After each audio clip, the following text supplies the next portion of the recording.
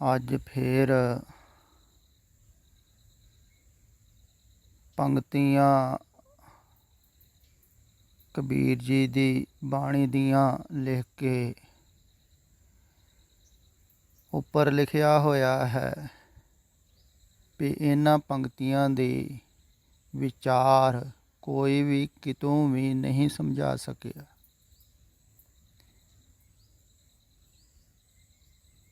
ਨਿਮਰਤਾ ਅਤੇ ਗਰੀਬੀ ਭਾਵ ਨਾਲ ਤੁਹਾਡੇ ਚਰਨਾਂ ਵਿੱਚ ਬੇਨਤੀ ਹੈ ਜੀ ਕਿ ਇਹਨਾਂ ਸਤਰਾਂ ਨੂੰ ਸਮਝਾਉਣਾ ਕਰਿਓ ਜੀ।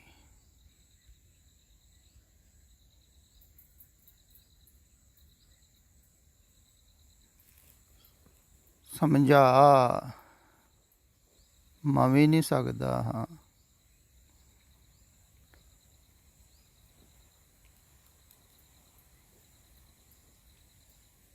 ਕਿਉਂਕਿ ਇਹ ਜੋ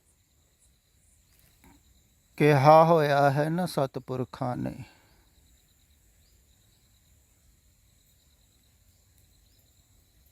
ਇਹ ਕਰਕੇ ਸਮਝ ਵਿੱਚ ਆਉਣ ਵਾਲਾ ਹੈ। ਨਾ ਹੀ ਪੜ੍ਹਿਆਂ ਸਮਝ ਵਿੱਚ ਆ ਸਕਦਾ ਹੈ, ਨਾ ਹੀ ਵਿਚਾਰਿਆਂ ਸਮਝ ਵਿੱਚ ਆ ਸਕਦਾ ਹੈ।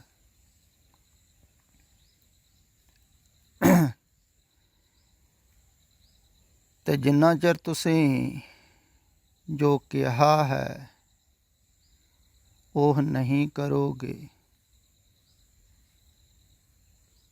ਤੇ ਉਹਨਾਂ ਚਿਰ ਤੁਹਾਡੇ ਵਾਸਤਵਿਕ ਦੇ ਵਿੱਚ ਸਮਝ ਵਿੱਚ ਨਹੀਂ ਆਵੇਗਾ।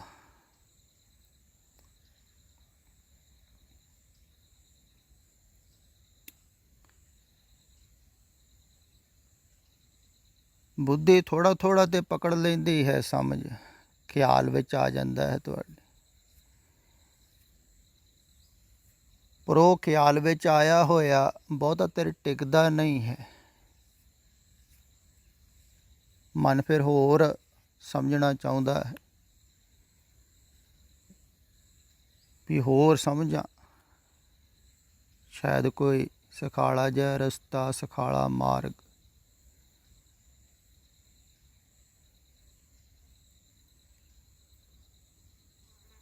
ਕਿਉਂਕਿ ਮਨ ਚਾਹੁੰਦਾ ਹੈ ਸਮਝ ਕੇ ਹੀ ਇਹ ਜੋ ਉਪਦੇਸ਼ ਹੈ ਸਮਝ ਵਿੱਚ ਆ ਜਾਣ, ਪਰ ਜਿਨ੍ਹਾਂ ਨੇ ਕਿਹਾ ਹੈ ਉਹਨਾਂ ਨੇ ਸ਼ਾਸਤਰਾਂ ਨੂੰ ਸਮਝ ਕੇ ਥੋੜ੍ਹੀ ਕਿਹਾ, ਜਾਣ ਕੇ ਕਿਹਾ ਹੈ। ਕਬੀਰ ਜੀ ਕਹਿੰਦੇ ਵੀ ਹਨ ਵੀ ਤੁਸੀਂ ਕਹਿ ਰਹੇ ਹੋ ਪੰਡਤਾਂ ਵੱਲ ਇਸ਼ਾਰਾ ਕਰਕੇ, ਕਾਨੋਂ ਸੁਣੀ, ਕਹਿੰਦੇ ਹਮ ਕਹਤੇ ਆਂਖੋਂ ਦੇਖੀ, ਤੇ ਉਹਨਾਂ ਨੇ ਅੱਖਾਂ ਨਾਲ ਦੇਖ ਕੇ ਕਿਹਾ, ਸੁਣ ਕੇ ਥੋੜ੍ਹੀ ਕਿਹਾ। ਤੇ ਤੁਸੀਂ ਸੁਣ ਕੇ ਥੋੜ੍ਹੀ ਸਮਝੋਗੇ। ਤੇ ਸੁਣਾਇਆ ਇਸ ਕਰਕੇ ਜਾਂਦਾ ਹੈ ਵੀ ਤੁਸੀਂ ਚੱਲੋ।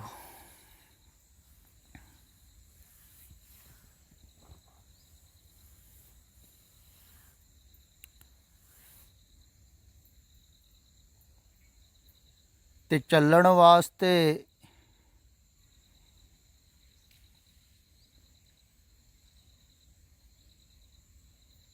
ਇੱਕੋ ਹੀ ਗੱਲ ਸਮਝਣ ਯੋਗ ਹੈ,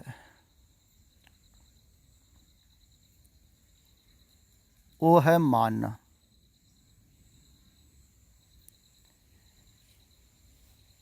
ਮਮਾ ਮਨ ਸਿਉ ਕਾਜ ਹੈ, ਮਨ ਸਾਧੇ ਸਿੱਧ ਹੋਏ। ਕਬੀਰ ਜੀ ਕਹਿੰਦੇ ਹਨ ਮਮਾ ਮਨ ਸਿਉ ਕਾਜ ਹੈ, ਮਨ ਦੇ ਨਾਲ ਹੀ ਵਾਹ ਹੈ।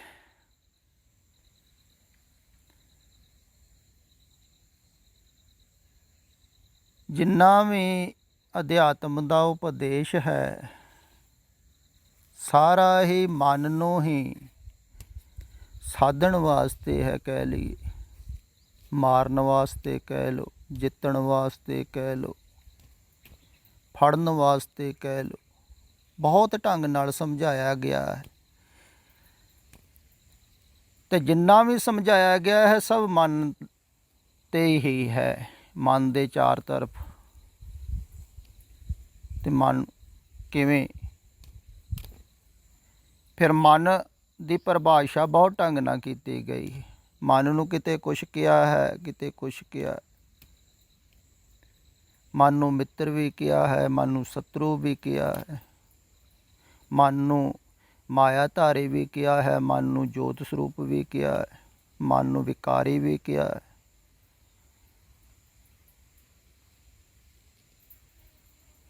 ਮਨ ਨੂੰ ਬਹੁਤ ਕੁਛ ਕਿਹਾ ਹੈ, ਬਹੁਤ ਢੰਗ ਨਾਲ ਸਮਝਾਇਆ ਹੈ, ਬਹੁਤ ਤਰੀਕੇ ਵਰਤੇ ਹਨ ਸਤਿਪੁਰਖਾਂ ਨੇ ਵੀ ਕਿਸੇ ਨਾ ਕਿਸੇ ਢੰਗ ਨਾਲ, ਕਿਸੇ ਤਰੀਕੇ ਨਾਲ ਗੱਲ ਸਮਝ ਵਿੱਚ ਆ ਜਾਵੇ ਕਿਸੇ ਦੇ ਵੀ ਇਹ ਸਾਰਾ ਖੇਲ ਮਨ ਦਾ ਹੀ ਹੈ।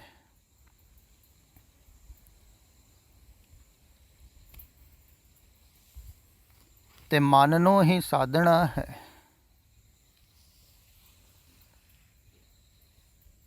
ਮਨ ਸਾਧੇ ਸਿੱਧ ਹੋਈ। ਫਿਰ ਇਹ ਗੱਲ ਜੋ ਕਹਿ ਰਿਹਾ ਹੈ ਇਹ ਵੀ ਮਨ ਹੀ ਕਹਿ ਰਿਹਾ ਹੈ। ਮਨ ਹੀ ਮਨ ਸਿਓ ਕਹੇ ਕਬੀਰਾ, ਮਨ ਸਾ ਮਿਲਿਆ ਨਾ ਕੋਈ। ਵੀ ਸਾਧਣਾ ਬੜਾ ਔਖਾ ਹੈ, ਬੜਾ ਕਠਿਨ ਹੈ, ਇਹ ਵੀ ਕਹਿ ਰਿਹਾ ਹੈ ਮਨ। ਵੀ ਮਨ ਵਰਗਾ ਤੇ ਕੋਈ ਨਹੀਂ ਮਿਲਿਆ, ਬੜਾ ਕਠਿਨ ਸਾਧਣਾ। ਦੂਸਰੇ ਨੂੰ ਸਾਧਣਾ ਸਿਖਾਲਾ ਹੈ। ਲੋਕ ਦੂਸਰਿਆਂ ਨੂੰ ਸਾਧਦੇ ਰਹਿੰਦੇ ਹਨ। ਮਾਤਾ ਪਿਤਾ ਬੱਚਿਆਂ ਨੂੰ ਸਾਧਦੇ ਰਹਿੰਦੇ ਆ, ਬੱਚੇ ਬਜ਼ੁਰਗਾਂ ਨੂੰ ਸਾਧਦੇ ਰਹਿੰਦੇ ਆ, ਦੂਸਰਿਆਂ ਨੂੰ ਸਾਧਦੇ ਹਨ, ਪਰ ਮਨ ਨੂੰ ਨਹੀਂ ਸਾਧਦੇ। ਮਨ ਨੂੰ ਸਾਧਣਾ ਔਖਾ ਹੈ, ਕਿਉਂਕਿ ਮਨ ਨੂੰ ਸਾਧਣ ਵਾਲਾ ਵੀ ਮਨ ਹੀ ਹੈ।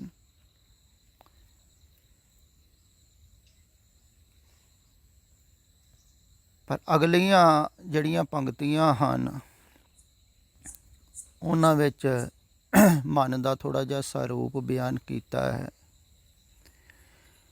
ਅਗਰ ਤੁਸੀਂ ਖਿਆਲ ਦਿਓ ਤਾਂ ਤੁਹਾਨੂੰ ਥੋੜ੍ਹਾ ਜਿਹਾ ਖਿਆਲ ਵਿੱਚ ਆ ਵੀ ਸਕਦਾ ਹੈ। ਇਹੋ ਮਨ ਸਕਤੇ, ਇਹੋ ਮਨ ਜੀਓ, ਇਹੋ ਮਨ ਪੰਚ ਤਤ ਕੋ ਜੀਓ। ਇਹੋ ਮਨ ਲੈ ਜੋ ਉਨਮਨ ਰਹਿ, ਤੀਨ ਤੋ ਤੀਨ ਲੋਕ ਕੀ ਬਾਤ ਹੈ ਕਹਿ। ਕਹਿੰਦੇ ਹਨ ਵੀ ਇਹ ਜਿਹੜਾ ਮਨ ਹੈ ਨਾ, ਇਹ ਅਗਰ ਮਾਇਆ ਦੇ ਨਾਲ ਜੁੜ ਜਾਂਦਾ ਹੈ ਤੇ ਮਾਇਆਵੀ ਹੋ ਜਾਂਦਾ ਹੈ, ਮਾਇਆ ਦਾ ਰੂਪ ਹੋ ਜਾਂਦਾ ਹੈ। ਅਗਰ ਇਹ ਮਨ ਜੀਓ ਦੇ ਨਾਲ ਜੁੜ ਜਾਂਦਾ ਹੈ, ਜੀਵਨ ਦੇ ਨਾਲ ਜੁੜ ਜਾਂਦਾ ਹੈ ਤੇ ਜੀਓ ਹੋ ਜਾਂਦਾ ਹੈ, ਆਤਮਾ ਹੋ ਜਾਂਦਾ ਹੈ। ਫਿਰ ਇਹ ਮਨ ਪੰਜ ਤੱਤ ਕੋ ਜੀਓ।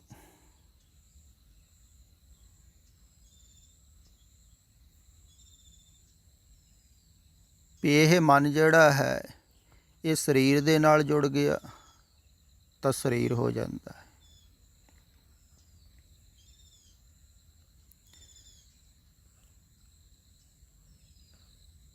ਤੇ ਮਨ ਜਿਹਦੇ ਨਾਲ ਵੀ ਜੁੜ ਗਿਆ ਵੈਸਾ ਹੀ ਹੋ ਜਾਂਦਾ ਹੈ। ਤੁਸੀਂ ਐਸਾ ਸਮਝੋ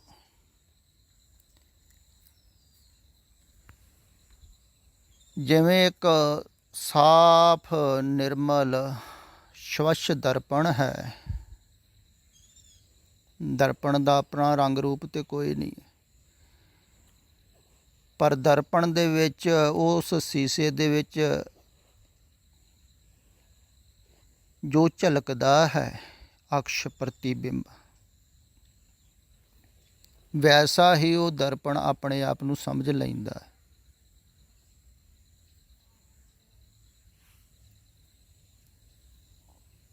ਜੈਸਾ ਵੀ ਉਹਦੇ ਵਿੱਚ ਚਿੱਤਰ ਬਣ ਰਿਹਾ ਹੈ ਦਰਪਣ ਦੇ ਵਿੱਚ, ਵੈਸੇ ਹੀ ਚਿੱਤਰ ਦੇ ਨਾਲ ਉਹ ਦਰਪਣ ਜੁੜ ਜਾਂਦਾ ਹੈ। ਤੇ ਆਪਣੇ ਆਪ ਨੂੰ ਵੈਸਾ ਹੀ ਸਮਝ ਲੈਂਦਾ ਹੈ। ਇਵੇਂ ਹੀ ਤੁਹਾਡੇ ਅੰਦਰ ਚੇਤਨਾ ਦੇ ਉੱਪਰ ਇਹ ਜੋ ਆਕਾਰ ਹੈ ਇਹਦਾ ਪ੍ਰਤੀਬਿੰਬ ਪੈਂਦਾ ਹੈ। ਤੁਸੀਂ ਬਾਹਰ ਦੇਖਦੇ ਹੋ ਤੇ ਇਸ ਆਕਾਰ ਦਾ ਜਿਹੜਾ ਪ੍ਰਤੀਬਿੰਬ ਹੈ ਨਾ ਉਹ ਪਿੱਛੇ ਪੈਂਦਾ ਹੈ।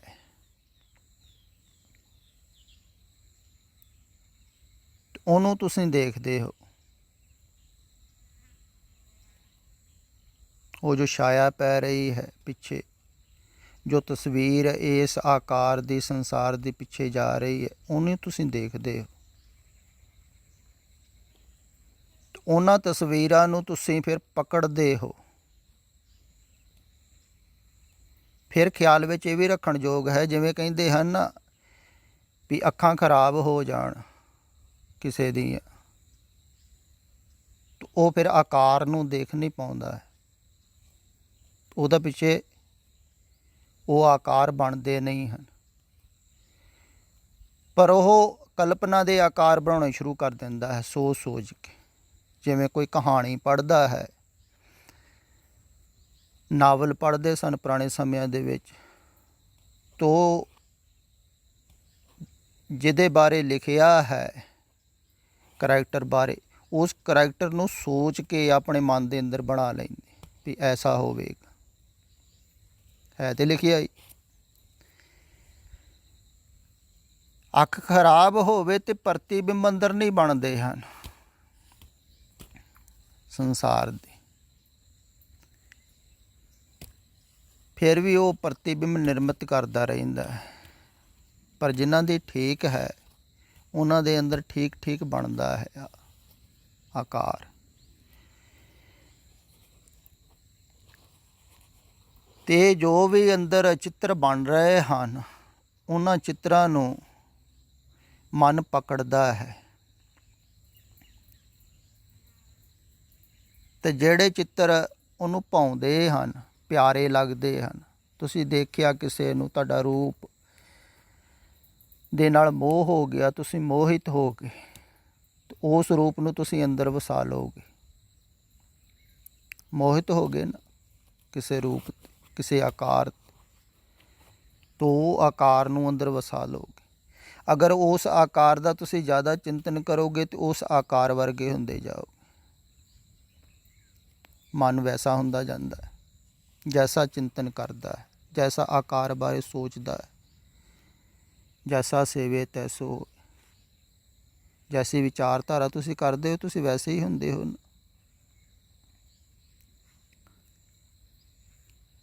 ਤੇ ਇਹ ਜਿਹੜੇ ਚਿੱਤਰ ਹਨ ਅੰਦਰ, ਚਿੱਤਰ ਵਿਚਿੱਤਰ ਇਹ ਵਜੇਰਾ, ਕਬੀਰ ਜੀ ਕਹਿੰਦੇ ਨੇ।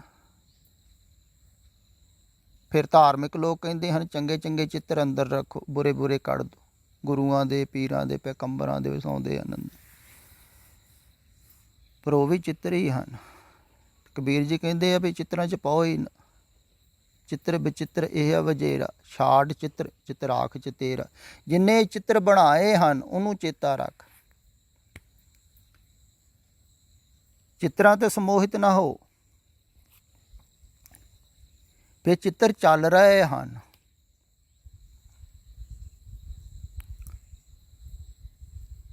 ਫਿਰ ਇਹਨਾਂ ਨੂੰ ਵਾਰ-ਵਾਰ ਚਿੱਤਰਾਂ ਨੂੰ ਅੰਦਰ ਖਿਆਲ ਵਿੱਚ ਰੱਖਣਾ ਪੈਂਦਾ ਹੈ ਰੂਪਾਂ ਨੂੰ।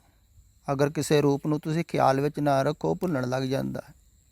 ਤੁਸੀਂ ਫਿਰ ਤੋਂ ਖਿਆਲ ਵਿੱਚ ਰੱਖ ਕੇ ਵਿਚਾਰ ਕੇ, ਜਿਵੇਂ ਕੋਈ ਤੁਹਾਨੂੰ ਰਿਸ਼ਤੇਦਾਰ ਸੰਬੰਧੀ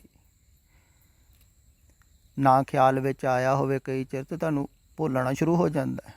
ਇਸ ਕਰਕੇ ਇੱਕ ਦੂਸਰੇ ਨੂੰ ਤੁਸੀਂ ਫੋਨ ਕਰਦੇ ਰਹਿੰਦੇ, ਅਜੋਕੇ ਸਮੇਂ 'ਚ ਵੀਡੀਓ ਕਾਲ ਦੇ ਕਰਕੇ ਇੱਕ ਦੂਸਰੇ ਦਾ ਚਿਹਰਾ ਦੇਖ ਲੈਂਦੇ, ਫਿਰ ਵਸਾ ਲੈਂਦੇ ਆਪਣੇ ਹਿਰਦੇ। ਯਾਦ ਰੱਖ, ਤੋ ਚਿੱਤਰ ਯਾਦ ਰੱਖੇ ਜਾਂਦੇ।